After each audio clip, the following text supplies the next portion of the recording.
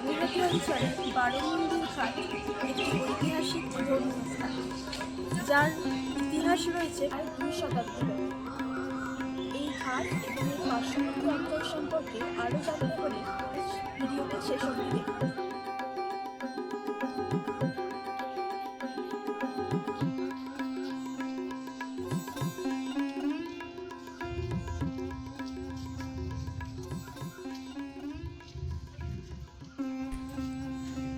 বারোমন্দির ঘাট পশ্চিমবঙ্গের পানিহাটিতে অবস্থিত একটি ঐতিহাসিক স্থান।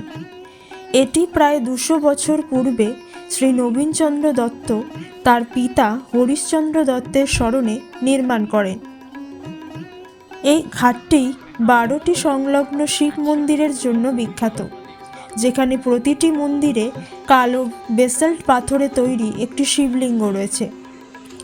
এই কমপ্লেক্সে জটিল ভাস্কর্যগুলির সাথে একটি সুন্দর বাগানও রয়েছে।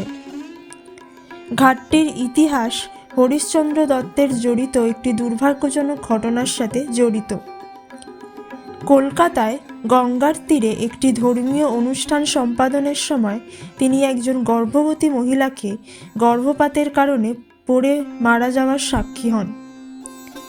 এই ঘটনায় তিনি সকলের জন্য, বিশেষত গর্ভবতী মহিলাদের জন্য সহজেই অ্যাক্সেসযোগ্য একটি ঘাট নির্মাণ করার সিদ্ধান্ত নেন। বারোমন্দির ঘাট হিন্দুদের জন্য একটি গুরুত্বপূর্ণ তীর্থস্থল, বিশেষত শ্রাবণ মাসে।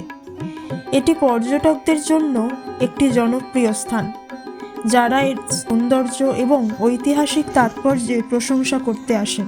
আজকের এই ভিডিওটি এখানেই শেষ করলাম।